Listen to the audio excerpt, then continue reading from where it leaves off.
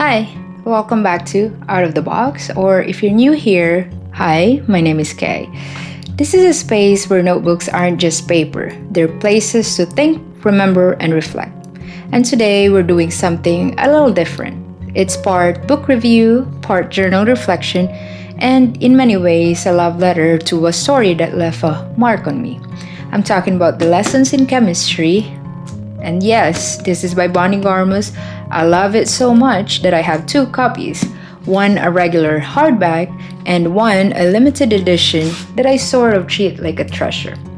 I recently finished reading it and it lingered, not because it was perfect, but because it found a way to reach into something deeper, especially if you've ever felt underestimated or overlooked, or like you've had to fight just to be taken seriously.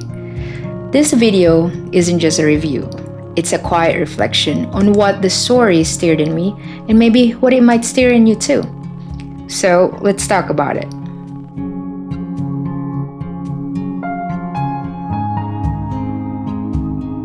If you haven't read it, Lessons in Chemistry follows Elizabeth Zott, a brilliant chemist in the early 1960s who unexpectedly becomes the host of a widely popular cooking show.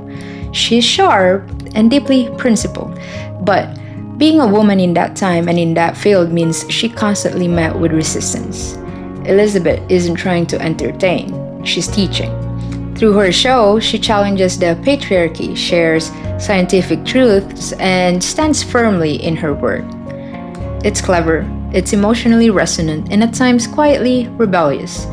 The book is part love story, part social commentary, part spark of revolution.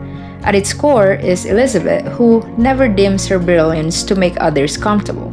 She doesn't aim to inspire, she simply refuses to be anyone but herself. And that in itself is powerful.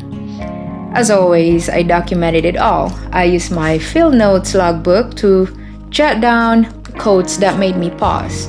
It's small enough to carry everywhere. Then I turned to my actual book of reviews. Yes, I have one to reflect more deeply. There's a quote that stopped me in my tracks. Chemistry is change, and change is the core of your belief system. I underlined it twice, copied it into my logbook, dated it. And then I just sat with it.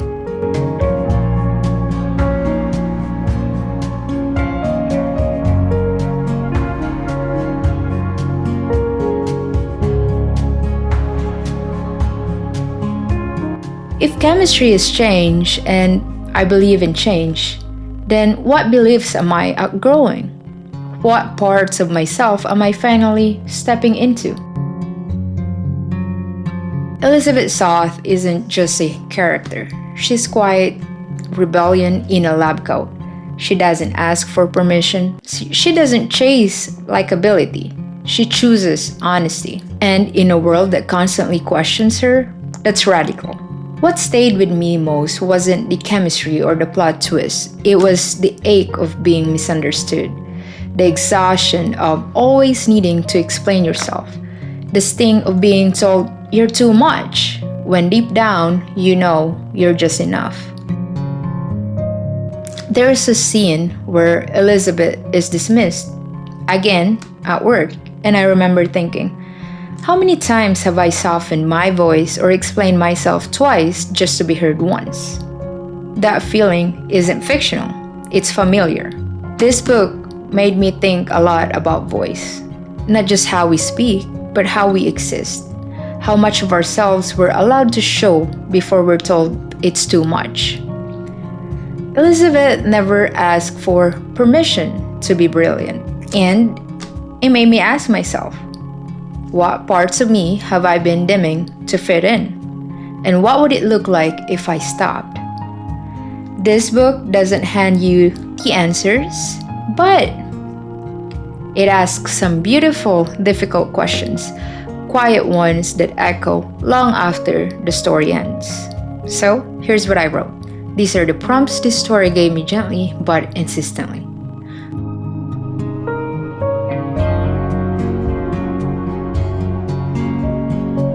What part of myself have I hidden to make others more comfortable? What would it look like to live unapologetically like Elizabeth Zott? What truths do I silence out of fear? What is my version of Supper at 6? Something simple on the surface but quietly revolutionary underneath. If change is chemistry and I am a living, breathing chemical process, what am I transforming into right now? Journaling after reading helps the story settle into my bones, not just my head. And honestly, this one stayed in both. The supporting cast adds so much depth. Calvin, whose love for Elizabeth is rooted in respect. Mad, her daughter, wise beyond her years. And 630, the dog, somehow both insightful and heartbreaking. But what truly makes this novel memorable are the themes: identity, integrity, loneliness, the tension between grief and growth, and the quiet daily acts of selfhood that slowly changed the world. If I'm being honest, there were moments where the pacing felt a little uneven, some plot points tied up too neatly, and a few scenes leaned more satirical than subtle.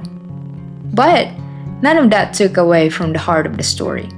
If anything, the messiness made the raw parts hit harder. The ones that feel like a mirror asking, "Where have you felt silence? What part of you is still waiting to speak?"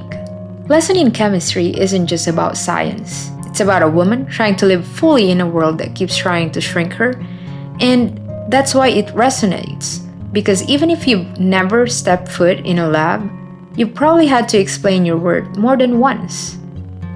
And this book reminded me we don't need to be palatable to be powerful, and that sometimes being unapologetically yourself is its own quiet revolution. If you read Lessons in Chemistry, I'd love to hear what stayed with you. And if you haven't, maybe this is your sign to pick it up. Not just to read it, but to feel it, and maybe to reclaim a part of your voice. Thank you for spending a few quiet minutes with me.